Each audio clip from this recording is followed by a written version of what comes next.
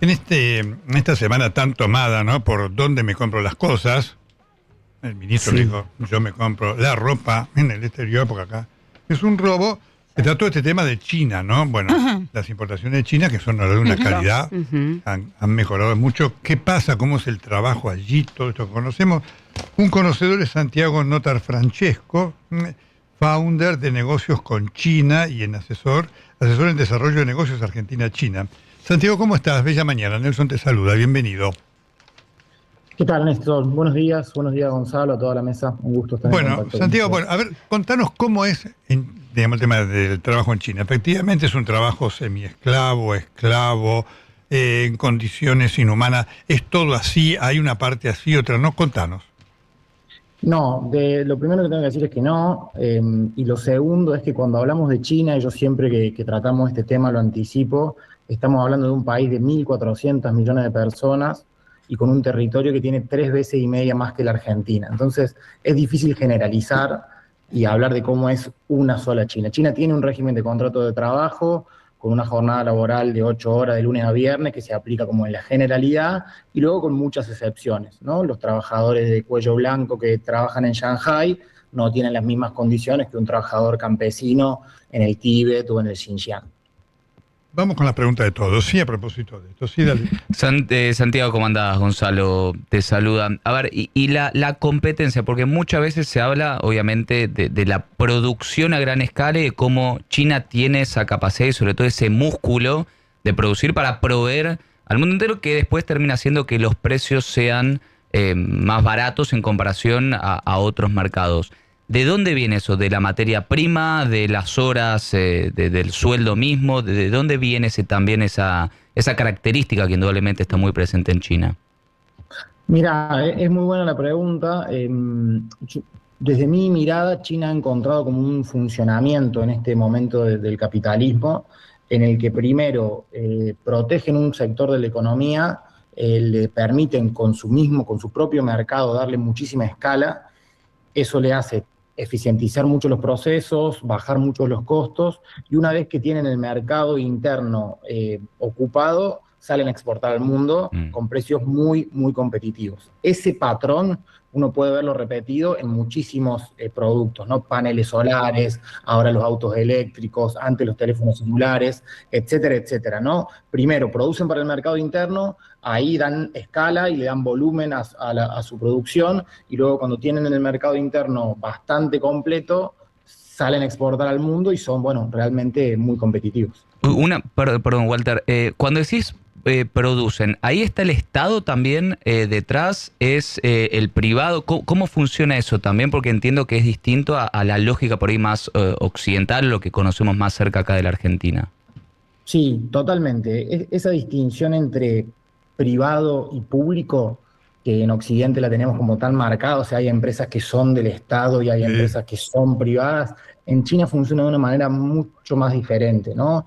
O sea, hay empresas estatales, pero que prácticamente, yo creo que el 95% era el último dato, tienen joint ventures con empresas privadas, y la mayoría de las empresas privadas tienen relación con el sector público, porque fundamentalmente los privados en China entienden de que tienen que tener una muy buena relación con el Estado, Claro, porque eso les permite acceder a créditos blandos, a tierra, mejoras en impuestos, etcétera. claro. Y por el propio sistema interno que tiene el Partido Comunista, los funcionarios que gobiernan las ciudades o los territorios necesitan que las empresas que están bajo su territorio les vaya bien, o sea, que tengan buenos rendimientos, porque es una de las cosas que se les miden para Claro, ascender. claro. ¿Me explico? Interesante eso. Entonces, el funcionario del Eficacia. Estado Claro. tiene mucho interés a que los privados de su territorio les vaya bien, Claro. entonces los ayudan, y los privados saben que si se llevan bien con el Estado también tienen Ujú. mucha más posibilidad de prosperar. Dale, Walter. Santiago, Walter Schmidt te saluda.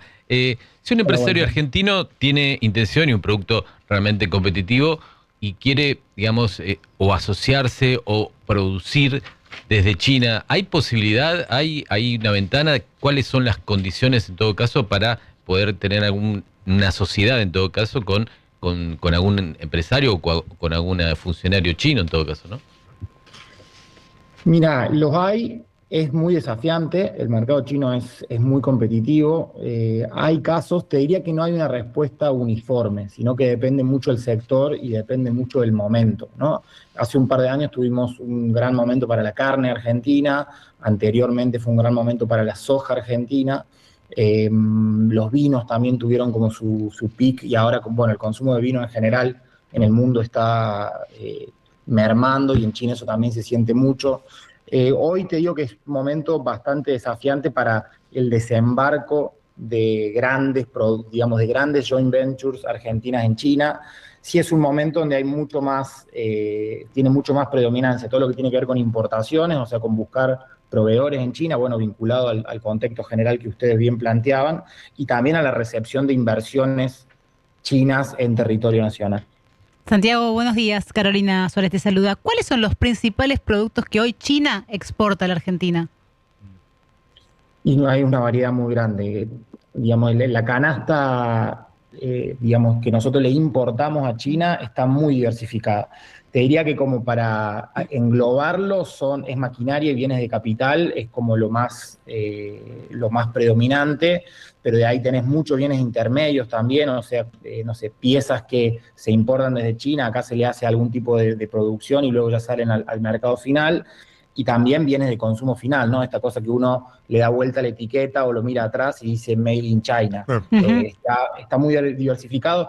Ese es uno de los desafíos que nosotros tenemos porque en inversa, lo que nosotros le vendemos a China está muy concentrado en el complejo sojero y algo de carne, ¿no? Hace poco tiempo, Santiago, el titular de una empresa de ollas muy conocidas de la Argentina, dijo que iban a China y fabricaban allá con diseño argentino. ¿Eso lo ves multiplicado en otras industrias? Sí, sí, en eso, bueno, también digamos, hay una cuestión más cultural también que tiene que ver con la cultura del trabajo y de la competencia, diría en Asia, en Oriente en general, porque eso uno también lo puede replicar a Japón, lo puede replicar a Corea y China mismo. Ellos básicamente están muy abiertos a producir lo que vos le quieras comprar, ¿no? Y hay mucha flexibilidad y mucha competencia también hacia adentro mismo de China. Pero el empresario argentino, perdón, lo hace porque busca una diferencia de precio. Claro, sí. A lo que me refería de ampliar un poco el zoom, también tendemos nosotros a ver a China como una sola unidad, y hablamos de China, y hay una competencia interna entre las provincias chinas que es feroz, ¿no? Estamos hablando de provincias que tienen 50 millones de habitantes, 50 millones de habitantes. Ahora, Santiago, el PBI del país europeo que compiten mucho entre ellas. Por quién, digo, el caso que voy a decir de las ollas, lo voy a tomar como un ejemplo hipotético, probablemente haya empresas que produzcan ollas en Guangzhou, en Chongqing, en Chengdu, provincias chinas, y entre ellas disputan por quién se queda con el mercado de las ollas mundiales. Correcto. Ahora, la controversia fuerte salió en esta semana por el tema de la indumentaria, ¿no es cierto? Porque además con todo esto de las plataformas, que genera tanta discusión, lo de Shein y Temu, que en Francia están siendo prohibidas y demás, ¿no? Porque está la idea de que efectivamente allí sí, en ese rubro, como pasa también acá, ¿no? El tema del trabajo textil es un trabajo casi subesclavo, ¿no? ¿Esto es así? No, yo te diría que en rasgos generales no. Por supuesto que puede haber casos, como vos bien mencionabas, que es una industria muy precarizada en todo el mundo, ¿no? Sí. China cada vez produce menos textiles, o sea, textiles finales. Hoy cuando uno da vuelta de la etiqueta, hay cada vez Made in Bangladesh, Made in Malasia, China ha ido escalando en las cadenas globales de valor y hay cada vez esos productos de menor valor agregado, los produce menos. Sí, las plataformas de donde se venden, o sea, Shein y Temu, sí son chinas, digamos, ¿no? Yo no lo veo como un problema generalizado y me parece que el principal argumento de esto es que no te pasa solamente con lo textil la competitividad de China, ¿no? O sea, los autos de BYD o de todas las otras marcas chinas que están llegando a la Argentina son igualmente competitivas que la ropa, no hay duda de las condiciones laborales que tienen, o sea, la competitividad de China no está explicada porque haya condiciones de esclavitud en sus trabajadores, para nada. ¿Cuánto gana un trabajador medio en un rubro, ¿no es cierto? Que trabaja 8 horas, vive bien, tiene que tener más de un trabajo, 2 trabajos, ¿cómo es eso? Depende también mucho de la ciudad.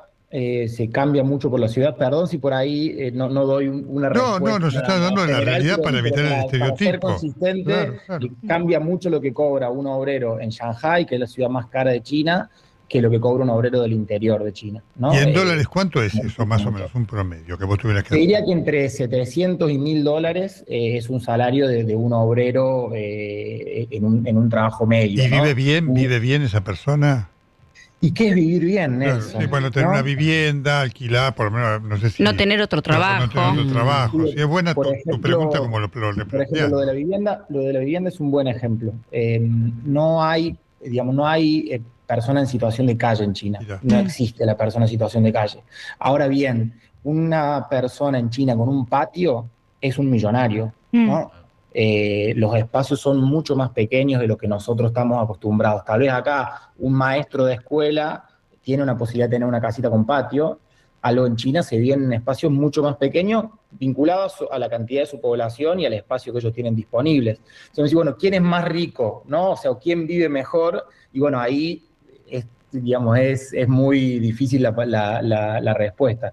La educación ellos la tienen garantizada y la salud hasta los 15, 16 años. Trabajan mucho. Y Santi, ¿no? Trabajan mucho tiempo y hay también una concepción del ocio mucho más diferente que la nuestra, ¿no? Yo tengo una experiencia, si me permiten, cortito, Sí, a ver. lo menciono. Yo estuve el año pasado un mes en una fábrica en el interior de China, una fábrica muy moderna que hacía soldadoras de fibra láser, porque bueno, es una empresa que representamos acá en Argentina, y fui a aprender el funcionamiento de la maquinaria y a hacer papelerío. Y ahí estuve un mes viviendo en la fábrica. Era una fábrica que tenía 500 por 500, 10 edificios adentro de la fábrica donde vivíamos los 3.000 empleados, trabajadores que vivíamos ahí. Y la dinámica de vida era levantarse, ir a trabajar, se almorzaba en el comedor de la fábrica, a las 5 de la tarde se terminaba, y yo salía como a decir, bueno, ahora voy a hacer algo, y en general todo el mundo volvía a sus habitaciones, digamos, ¿no? Y se preparaba para ir a trabajar el otro día. Hay una concepción del ocio en Oriente también muy distinta que la nuestra. Muy interesante, muy interesante. Sí. La gente está conforme, digamos, más allá de lo que políticamente ahí se vive, son lugares no democráticos, pero con sociedades que no tienen cultura democrática tampoco, que este es un tema no para disminuir lo que significa la falta de democracia, pero para entender cómo la gente vive. Para ellos es normal hablar de democracia y no es un valor importante para ellos.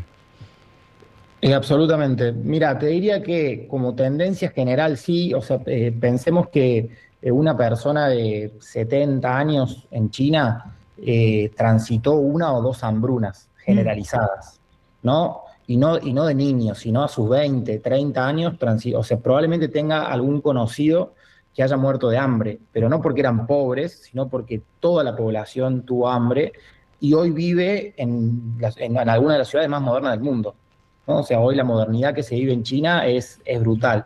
Sin embargo, también es cierto que de la pandemia para acá, ese crecimiento tan acelerado mermó, y había como un impulso, una costumbre, te diría, de haber crecido 10, 15 años al 10% anual, y donde la riqueza de todos y la personal crecía constantemente. Eso ahora está mucho más estable y genera algunas tensiones. Muy bien, Santiago Nota Francesco, asesor en desarrollo de negocios Argentina-China, para explicarnos cómo es esto.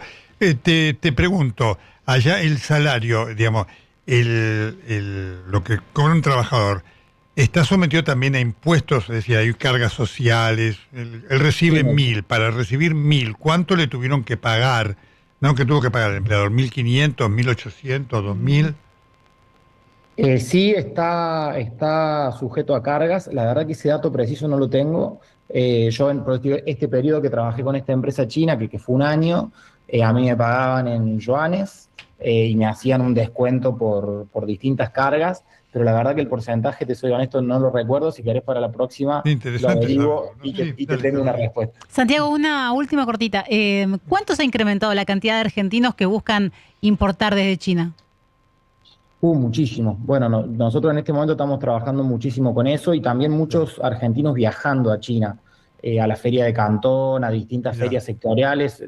Con mi empresa nosotros organizamos este tipo de viajes corporativos y hubo un crecimiento promedio del 300% te diría, previo a 2023, en el 2024 un crecimiento grande y el 2025, bueno, hay muchísimos argentinos yendo a China. Mira, y Argentina. Muchísimos, Claro. no es Brasil, ¿no? No, claro, Muchísimos. claro. Antes, quienes trabajábamos temas vinculados con China, éramos realmente muy poquitos. Ahora hay más. Y ahora somos. Y gente trabajando en China, argentinos trabajando en China, ¿hay? Ay, sí, una comunidad pequeña en general. No es sencillo vivir en China No, para claro, un argentino. claro. Porque El lo tema del cultural idioma. ¿Vos hablas realmente chino? ¿Vos hablas alguna de la forma de chino? Yo hoy entiendo. Hablo un poquito. Perfecto, no importa. Santiago, ha sido muy interesante escucharte. Muchísimas gracias. Gracias a vos, Nelson, y a toda la mesa. Un saludo. Muy interesante. Santiago Sí. Francesco, asesor en desarrollo de negocios Argentina-China. Para que veamos cómo son las cosas. Es decir, no es todo lineal, no es que allá viven la idea de que producen porque viven todos en una choza.